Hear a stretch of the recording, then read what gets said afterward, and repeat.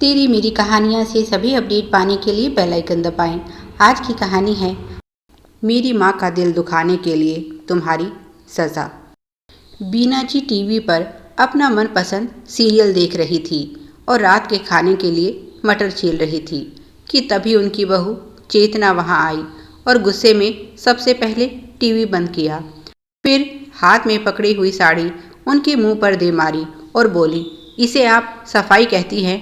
कपड़े ऐसे साफ होते हैं? धोने से पहले ही बताया था कि साड़ी पर दाग लगा है, अच्छे से रगड़ रगड़ कर साफ करना। पर आप क्यों मेरी बात सुनने लगी? साबुन और सर्फ मुफ्त का जो मिल रहा है खत्म हो जाएगा तो लाडला बेटा है ना और लाने के लिए। बीना जी बोली, बहू मैंने तो अपनी तरफ से पूरी कोशिश की थी, पर दाग बहुत ज़िद्दी है, थोड़ा बहुत रह गया होगा। ऊपर से आजकल कुछ ठीक से दिखाई नहीं देता। कितनी बार तो तुम्हें कह चुकी हूँ, एक बार आँखों का चेकअप करवा दो। अब मुझे जैसा दिखाई दिया मैंने साफ कर दिया। चेतना बोली, अच्छा बहाना है काम से बचने का। आपसे तो बात करना ही बेकार है। ज़रा बात शुरू नहीं हुई कि आपके दुख दर्द शुरू हो जाते हैं। कभी कमर दर्द, कभी घुटनों का दर्द, और आजकल यह आँखों का नया बहाना आया है। कह तो दिया है अगले महीने ले चलूँगी, इस महीने बजट नहीं है, पहले ही बहुत खर्चा हो गया है। पर मेरे सामने आपका कोई बहाना नहीं चलेगा। अभी उठिए और जाकर इस साड़ी को साफ कीजिए। वह बोली, पर इस समय तो मैं रात के खाने की तैयारी कर रही हूँ। दाग कहाँ है, कुछ ठीक से दिखाई भी नहीं दे रहा। कल सुबह करती हूँ। चेतना बोली, ठीक है, पर कल साड़ी साफ होनी चाहिए। वैसे तो आपको कुछ नज़र नहीं आता, पर टीवी देखने के लिए आंखें बिल्कुल ठीक हो जाती हैं।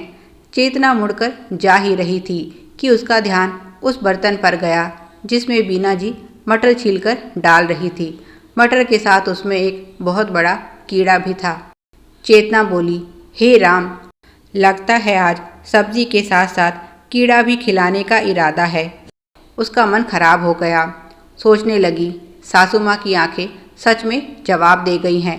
कुछ इलाज करवाना होगा। आज तो मेरी नज़र पड़ गई, पर कौन जाने पहले भी इन्होंने सब्जी के साथ कीड़ा भी पका दिया हो। बीना जी बोली, कहाँ है कीड़ा? मुझे तो कुछ नज़र नहीं आया। चेतना बोली, पर मैंने देख लिया है, आप रहने दो, आज खाना मैं ही बना लूँगी।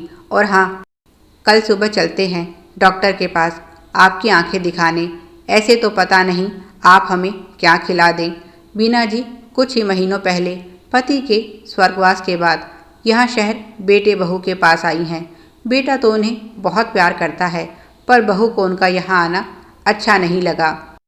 बेटे के सामने तो वह बहुत अच्छा व्यवहार करती है, पर पीछे से घर का सारा काम उनसे लेती है। शुरू में तो उन्होंने बहू की मदद के इरादे से और कुछ अपने कर्मठ स्वभाव के कारण उसका घर के कामों में हाथ बटाना शुरू किया था, पर धीरे धीरे उनकी चालाक बहू ने सारा काम उन्हें सौंप दिया और अब कुछ कहो तो उल्टे जवाब देती है। अगर बेटे को बहू की सच्चाई बता दे तो वह 1 मिनट में उसे धक्के मारकर घर से बाहर कर देगा, पर वह नहीं चाहती उनकी वजह से घर की सुख शांति भंग हो, इसीलिए यह सब चुपचाप सहन कर रही हैं। बेटा एक कॉल सेंटर में काम करता है, उसका काम करने का कोई समय नहीं। कभी कभार उनकी बेटे से मुलाकात हो पाती है, नहीं तो अक्सर रात की ड्यूटी के बाद दिन में वह सोया होता है। उस समय बहू से झगड़ा करके वह उसकी नींद खराब नहीं करना चाहती। पहले ही वह अपना परिवार चलाने के लिए इतनी मेहनत करता है। ऐसे में उसके चेहरे की थकान देखकर ही बीना जी का सारा गुस्सा और शिकायतें खत्म हो जाती हैं। बहू को अपने पति की चिंता ना हो ना सही, पर उन्हें तो बेटे की फिक्र है।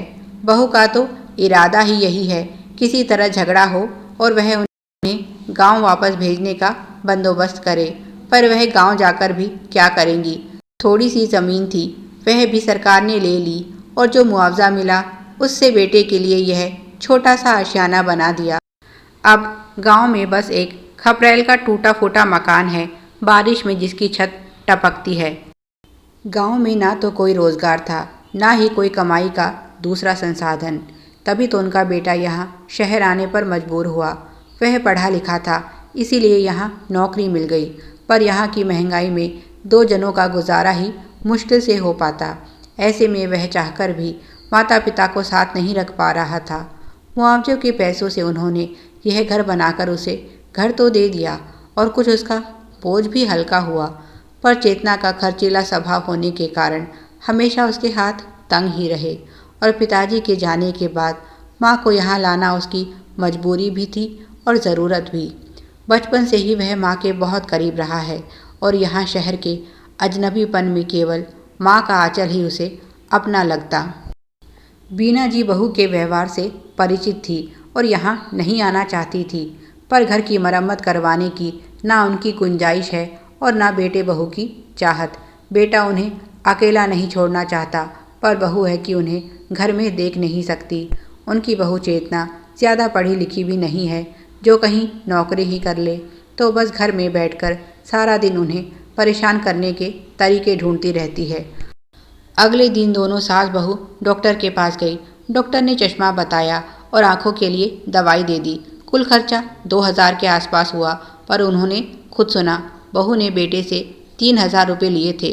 बचे हुए पैसे उसने पति को लौटाने की बजाय अपने साज श्रृंगार पर खर्च कर दिए। शादी को 4 साल हो गए हैं, पर अभी तक बहू माँ नहीं बन सकी है।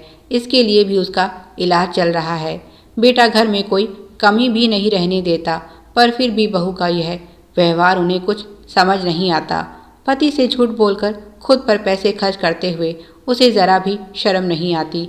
कभी कभी तो उन्हें लगता है चेतना ना तो उनकी है ना ही उनके बेटे की, उसे सिर्फ खुद से मतलब है। उन्हें यहाँ आए हुए अभी 8 महीने हुए थे, पर बहू के रंग ढंग देखकर वह तंग आ चुकी थी। एक रात वह इसी दुख और परेशानी में चल बसी। बहू बहुत खुश हुई कि चलो बुढ़िया से पीछा छोड़। पर 1 महीने बाद ही चेतना की आंखें खुल गई। जब 2 दिन तक पति घर नहीं लौटा तो उसने उसके मित्रों से पूछताछ की तो पता चला कि उसका अपनी किसी सहकर्मी से चक्कर चल रहा था। 2 दिन से वह काम पर भी नहीं आया है। उसने पति के सामान को खंगाल कर देखा तो एक चिट्ठी मिली जिसमें लिखा था, चेतना मैं हमेशा के लिए तुम्हें छोड़कर जा रहा हूँ। छोड़ना तो मैं तुम्हें बहुत पहले ही चाहता था, पर माँ के कारण चुप था। तुम उनके साथ घर में क्या कर रही थी, हर चीज़ की खबर थी मुझे, पर तुम नहीं जानती थी कि उन्हीं की वजह से तुम्हारा घर बसा हुआ था। मैं जानता था अपनी माँ को, वह कभी भी मुझे दूसरी शादी की इजाज़त नहीं देती। तुम चाहे जैसी भी रही हो, पर मेरी माँ एक आदर्शवादी महिला थी। वह मेरे इस रिश्ते को कभी स्वीकार नहीं करती। माँ के जाने से तुम बहुत खुश हो कि बुढ़िया से छुटकारा मिला, पर तुम नहीं जानती तुम्हें उनके साथ साथ पति से भी छुटकारा मिल गया है। मैं अपनी माँ से बहुत प्यार करता था। इस दुनिया में सबसे अधिक अगर मैं किसी को चाहता हूँ तो वह मेरी माँ है, पर तुमने उनके साथ बहुत बुरा किया। अगर तुम्हारा व्यवहार उनके लिए अच्छा होता तो शायद मैं अपना इरादा बदल भी लेता। जब तक माँ यहाँ नहीं आई थी मुझे खुद पर शर्मिंदगी होती थी कि मैं अपनी पत्नी को धोखा दे रहा हूँ, पर तुमने जो उनके साथ किया उसके लिए तुम्हारी यही सज़ा है। और हाँ, यह घर बेचकर जा रहा हूँ, अपने रहने की व्यवस्था कहीं और कर लेना। और चेतना दहाड़े मारकर रोने लगी। चिट्ठी में आगे लिखा था, तुम्हारे सभी गहने और कुछ रुपए तुम्हारे लिए छोड़कर जा रहा हूँ। अपना ख्याल रखना और हो सके तो मुझे माफ़ कर देना। मेरी बेवफाई का कारण भी तुम थी। तुम्हारे हर झूठ को मैं समझता था, इसीलिए कभी तुम पर विश्वास नहीं कर पाया।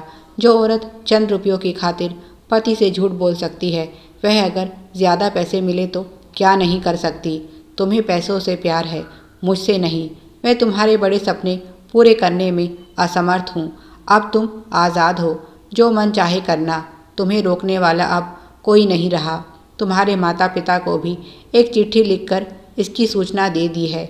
जल्दी ही शायद वह तुम्हें लेने आ जाए। उसे आज सास बहुत याद आ रही थी और याद आ रहे थे वह सभी अत्याचार जो उसने उन पर किए। शायद उसके बुरे कर्मों की यही सज़ा थी। उसे क्या पता था, जिसे वह अपनी खुशियों का रोड़ा समझती रही, उसी के कारण उसकी खुशियाँ थी। एक माँ का दिल दुखाने की उसे सज़ा मिल गई, पर क्या एक पत्नी से धोखा करने की सज़ा उसके पति को भी मिलेगी। गलती उसकी भी थी, कभी पति के व्यवहार पर ध्यान ही नहीं दिया, कभी शक ही नहीं हुआ उसे कि उनकी ज़िंदगी में कोई और भी हो सकता है। वह बेखबर सपनों की दुनिया में जीती रही और यहाँ हकीकत में उसका सब कुछ लुट गया। प्यारे दर्शकों, आप सभी की सुविधा के लिए चैनल पर सैकड़ों कहानियाँ विभिन्न प्लेलिस्ट के रूप में उपलब्ध हैं। उन्हें भी पढ़ें और अपना प्यार दें। धन्यवाद। Please like, share and subscribe. Thanks for watching.